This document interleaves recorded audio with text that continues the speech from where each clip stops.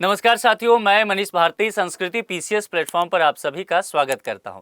साथियों, बिहार के मुख्यमंत्री सम्राट चौधरी ने केंद्र सरकार से 18,000 करोड़ रुपए की मांग की है और ये पैसा बिहार के विकास में लगाया जाएगा। इसको लेकर के मास्टर प्लान तैयार किया गया है, ये चर्चा की गई है और नीति आयोग की जो बैठक हुआ है उसमें ये रोड मैप बताया गया है।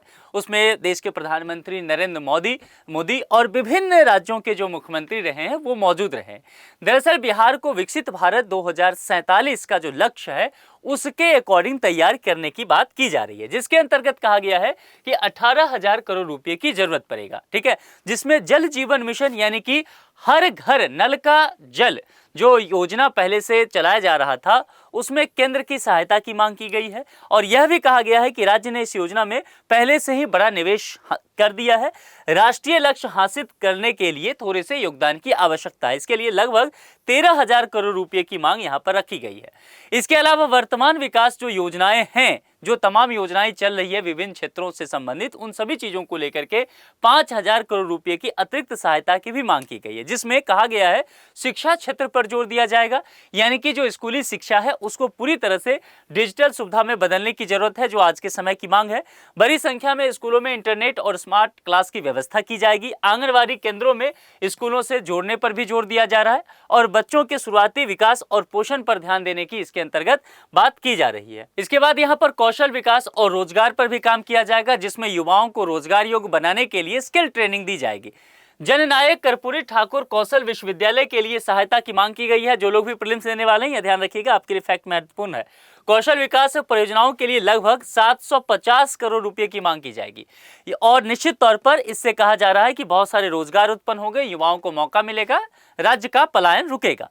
उद्योग और निवेश को भी बढ़ावा देने की बात की गई है, जिसके अंतर्गत बिहार सरकार ने लक्ष्य रखा है कि नए उद्योग को आकर्षित किए जाएंगे, रोजगार के अवसर बढ़ाए जाएंगे और राज्य को निवेश के लिए उचित माहौल तैयार किया जाएगा, जिसमें इंफ्रास्ट्रक्चर पर काफी काम किया जाएगा, यानी कि सड़क, पानी, बिजली, कौशल, जो तमाम चीजें आप कह सकते हैं कि ताकि निवेश को हम आकर्षित कर सकें, ये काम होगा।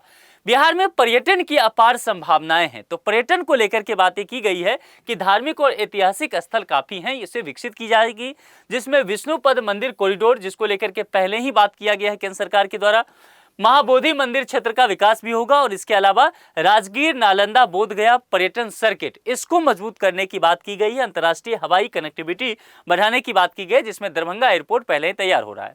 और बिहार में अभी देखेंगे हाल के समय में खेल को लेकर के बहुत उत्साह दिख रहा है, तो बिहार बड़े आयोजन की मेजबानी करना चाहता है, जिसमें 2028 राष्ट्रीय युवा खेल, 2030 हॉकी विश्व कप, 2031 राष्ट्रीय खेल, इसके लिए इंफ्रास्ट्रक्चर जो है विकसित करने की आवश्यकता है। बिहार एक कृषि प्रधान राज्य है, तो कृषि और ग्रामीण विकास के लिए खास करके मखाना, बागवानी, खाद्य प्रसंस्करण, इन तमाम चीजों को लेकर के पैसा लगाने की जरूरत है ताकि किसानों को इसका लाभ मिल सके। कुल मिलाकर के अगर सकारात्मक पक्ष देखा जाए तो केंद्र से अधिक वित्तीय सहायता अगर मिलता है तो विकास की योजनाओं पर काफी काम किया जा सकता है। शिक्षा, रोजगार, पर्यटन, उद्योग, इन तमाम चीजों पर खर्च किया जा सकता है, युवाओं को रोजगार मिलता हुआ नजर आएगा और निश्चित तौर पर पलायन रुकेगा। लेकिन चुनौतियां हैं, केवल बजट मिलने से विकास संभव नहीं होगा, योजनाओं का सही तरीके से धरातल पर उतारना भी होगा, निवेश के लिए माहौल बेहतर करना होगा, कानून व्यवस्था बेहतर करनी होगी, इंफ्रास्ट्रक्चर बेहतर करना होगा और रोजगार सृजन भी करने होंगे। यहां पर अंत में आपके लिए एक सूचना है, संस्कृति आईएएस के द्वारा दिल्ली सेंटर पर अगर देखा जाए तो इंग्लिश मीडियम बैच की शुरुआत हो रही है, ऑनलाइन ऑफलाइन मोड दोनों में। प्रयागराज में यह बैच 7 जून 2026 से ऑलरेडी शुरू हो चुका है। अभी फी केवल देखा जाए तो 39,000 है। यहाँ पर कॉन्टैक्ट डिटेल्स दिया गया है, जिस पर कॉन्टैक्ट करके आप अधिक जानकारी लेकर के नामांकन करा सकते हैं। आज के लिए इतना है। जुड़ने के लिए आप सभी का बहुत बहुत शुक्रिया। Thank you so much.